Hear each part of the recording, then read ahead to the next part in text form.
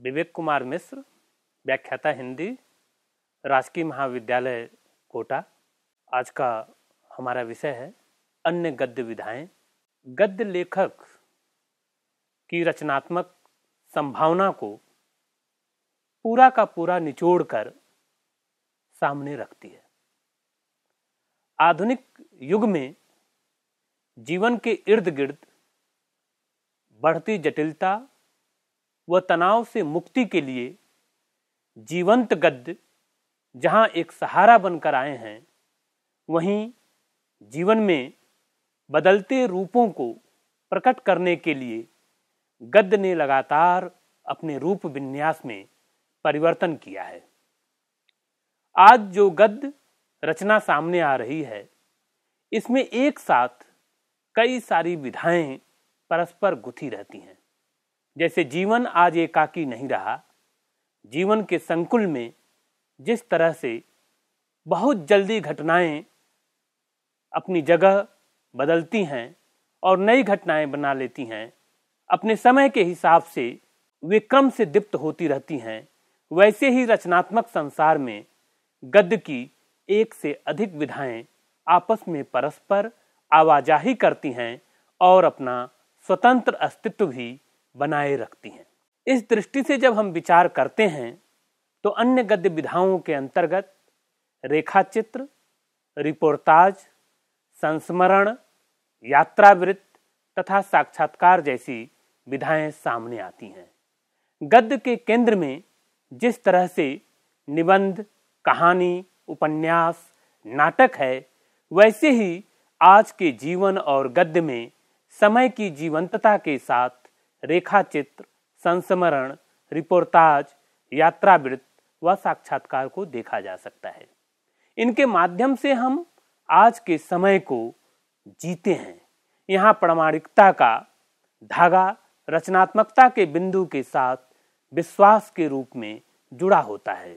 साथ ही अपना पूरा समय मानो आंखों के आगे नाच उठता हो या मस्तिष्क में अनेक रंग स्मृतियां आकर खिल जाते हों। जब आप अकाल्पनिक गद्य संसार आंखों के आगे खुलता है। अन्य गद्य विधाओं में एक बारगी जो नाम साहित्य में आज दिखता है, वे क्रमशः हैं महादेवी वर्मा, वियोगी हरि, गुलाब राय, राम वृक्ष मैनपुरी, बनारसी दास चतुर्वेदी, उपेंद्र नाथ अस्क, प्रभाकर माचवे, धर्मवीर भारती आदि के यहाँ अकाल्पनिक गद्य लिखने का न केवल आकाश खुलता है, बल्कि ये पल्लवित व पोषित भी होते हैं। रेखाचित्र से बिंदु दर बिंदु मानो किसी का वास्तविक चेहरा खींचा गया हो। यहाँ जो व्यक्ति रचा जाता है, उसमें शब्द एक चित्र की तरह आकार लेता है और इस आकार में उनकी रचना यात्रा अपने समय की जीवन यात्रा में जाकर बोल उठती है।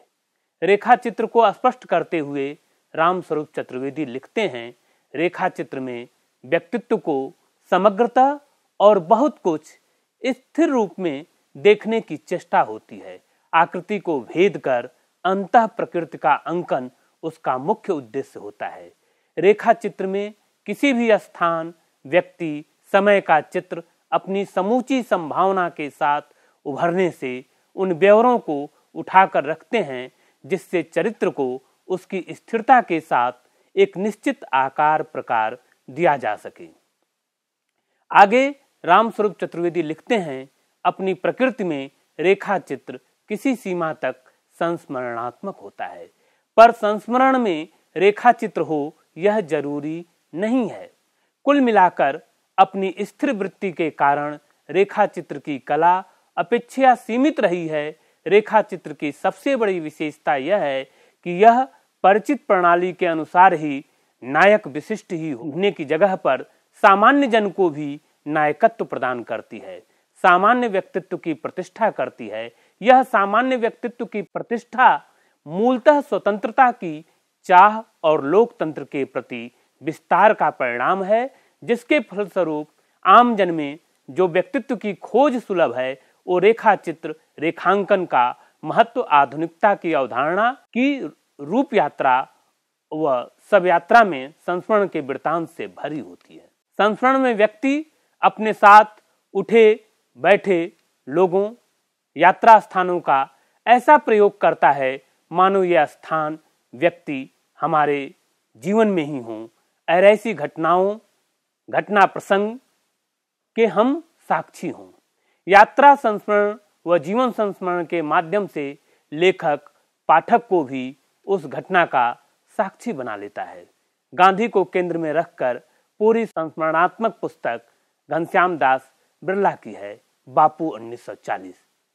किशोरी दास वाजपेयी साहित्यिक जीवन के अनुभव और संस्मरण, बृजमोहन वर्मा तथा विनोद शंकर व्यास।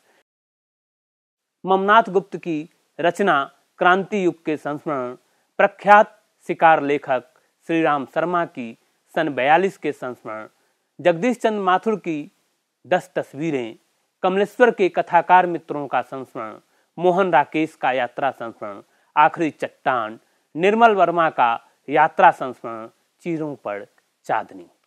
यात्रावृत्त बहुत पुराना माध्यम है। हिंदी के आरंभिक यात्रावृत्त भारतेंदु द्वारा लिखे गए। उनमें यात्रावृत्त हैं हरिद्वार, लखनऊ, जबलपुर, सरयू पार की यात्रा, बैद्यनाथ की यात्रा और जनकपुर की यात्रा। ये वृत्त कवि वचन सुधा, हरिश्चंद्र चंद्रिका, मोहन चंद्रिका के विविध अंकों में प्रकाशित हैं। हरिद्वार का एक वर्णन इस प्रकार है: श्री गंगा तट का पाट बहुत ही छोटा है पर वेग बड़ा है। तट पर राजाओं की धर्मशाला यात्रियों के उतरने के हेतु बनी है और दुकान भी बनी है पर रात को बंद रहती है। यह ऐसा निर्मल तीर्थ है कि काम क्रोध की खानी जो मनुष्य के भीतर है वह यहाँ रहते ही नहीं।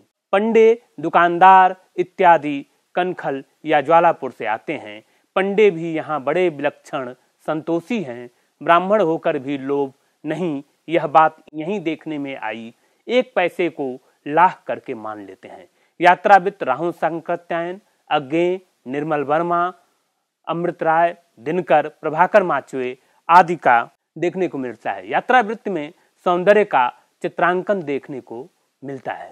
साक्षात्कार हिंदी गद्य की आधुनिकतम विधाओं में से एक साक्षात्कार विधा है, जिसमें लेखक के जीवन प्रसंग के साथ उसका पूरा समय, युग संघर्ष और एक लेखक के रूप में कैसे अपने समय को रचने का संघर्ष करता रहा है, इसकी बानगी साक्षात्कार विधा में देखने को मिलती है। साक्षात्कार विधा के लिए जरूरी है कि साक्षात्कार लेने वाला व्यक्ति संबंधित लेखक को उसकी शक्ति और सीमा के साथ पूरा जानता हो, उसके मनोविज्ञान से परिचित हो तथा एक लेखक से उसके मन, उसके सच को, समय को निकलवाया जा सके। डॉक्टर रणवीर आगरा की सृजन की मनोभूमि, दिनकर की बट पीपल, विश्व प्रभाकर की कुछ शब्द कुछ रेखाएं, प्रभाकर माचवे, शिवदान सिंह चौहान, रामचरण महेंद्र, प्रहलाद अग्रवाल, आधुनिक हिंदी की अन्य गद्य विधाएं जीवन के रोचक प्रसंगों के साथ गहरे स्तर पर जुड़ी हुई हैं तथा आधुनिक जीवन में जटिलताओं को सुलझाने के क्रम में, समझने के क्रम में परस्पर एक दूसरे को ये विधाएं स्पर्श करती हैं और आगे बढ़ती हैं। यहाँ जीवन, संस्कृति, समय पूरे संदर्भ के साथ मौजूद है। धन्यवाद।